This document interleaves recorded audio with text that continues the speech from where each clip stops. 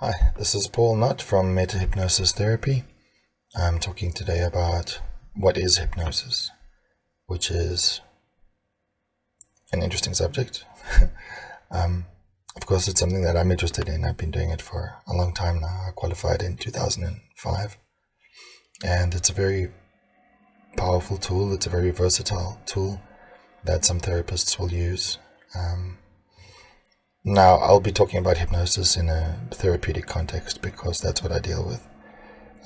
You may have seen some people using hypnosis for entertainment, stage hypnotists and so on. That's obviously not what I do.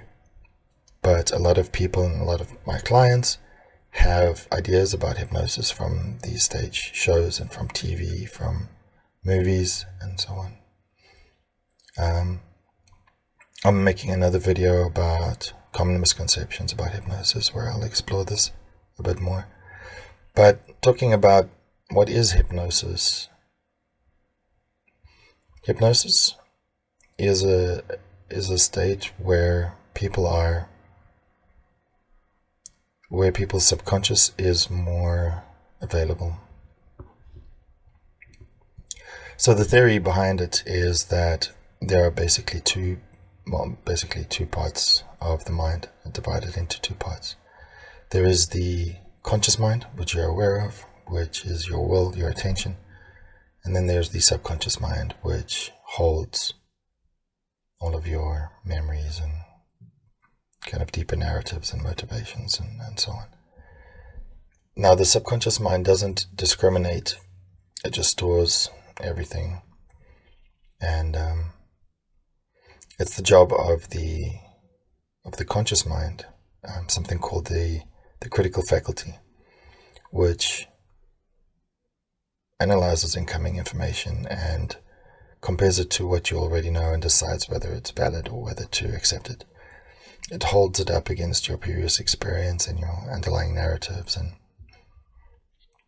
and so on. So the conscious mind protects, to a large part, what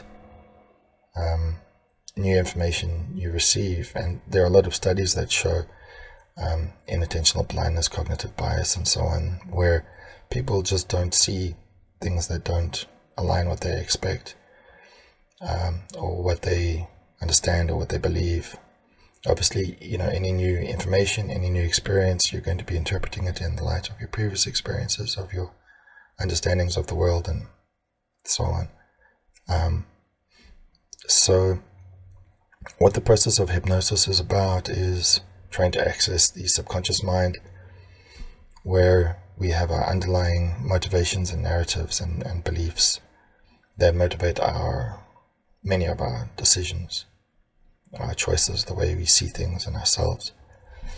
So all of therapy is reframing. All of therapy is changing the way you feel and think about things, the way you see yourself, the world.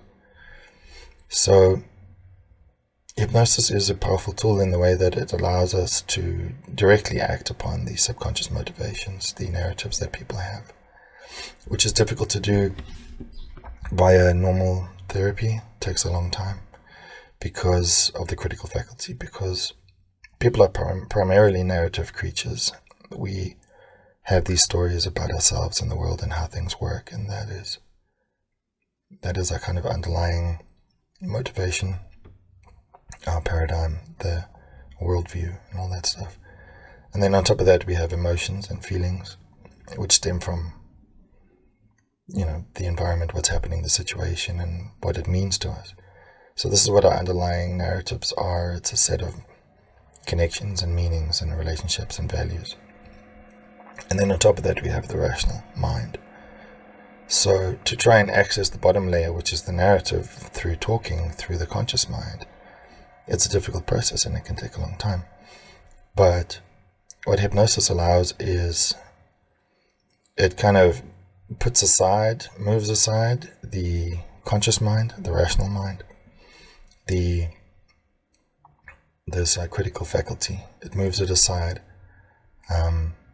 and we can work with the subconscious. We can try and alter the underlying stories that are not working, that are causing problems at this time. So what hypnosis is generally, it's an altered state of consciousness. It's a natural state. It's not uncomfortable at all. And the person who's hypnotized is still very much aware of what's going on around them. And the conscious mind is still there. It's just kind of moved aside. It's observing. It's quite an interesting feeling. It's a very comfortable feeling. It's a very relaxed kind of feeling. But so people will often connect trance state and hypnosis together, but this is not necessarily always true. People can be in a state of trance, or people can be hypnotized without trance. It doesn't need to always be the same thing, but kind of if you think the image of somebody who's hypnotized is somebody who is in a trance-like state, somebody who is very passive and very responsive, and this is kind of the prevailing image of what a hypnotized person is about. But it is very possible to have somebody hypnotized who still acts normally and still is normal, in a kind of practical way. There are different types of hypnosis. There are different ways to hypnotize people. And in something like that, where the person is not in a trance state, it could be from something like conversational hypnosis, which is where somebody talks to you. Somebody just talks to you like I'm talking to you now. But depending on the way they talk and the words they choose, it can create an altered state of consciousness, which is it's not very noticeable. The person who is experiencing this will not necessarily know that they're in an altered state of consciousness. They will not be aware of it necessarily. But this technique is used by many people. People trying to get people to do things. But a qualified and ethical therapist, will use these techniques to your advantage. Sometimes I will use conversational hypnosis with a client who is too nervous or too analytical to feel comfortable with the normal kind of hypnotic induction process. Anyway, so I think that about sums up hypnosis. What is hypnosis? It's true that people will be more responsive when they are hypnotized, when they're under the hypnotic effect. But it is not true that a person has no will whatsoever, or that they have no way to defend themselves, or to discriminate what's happening, or to resist what's happening. That's not true at all. You may see people doing entertainment hypnosis, stage hypnosis, and you would ask, why would this person eat an onion or act like a chicken or whatever is happening in the act? This is not something that they would normally do, but there are a few things at play here. One is the stage hypnotist will choose people who are most comfortable, who are most easily put into this kind of receptive state. Also, the type of people who would go up on stage would be those who are more outgoing, more extroverted, who are kind of hoping for this to happen to them, They want to be able to put on a show and act, in a funny way and create a story, which is cool. But also what it does in that situation is it removes responsibility from the people. So even if normally they'd feel embarrassed acting like a chicken or eating an onion or whatever, in that situation they're quite comfortable because it's not their fault. It's the hypnotist who's kind of making them do it in a way.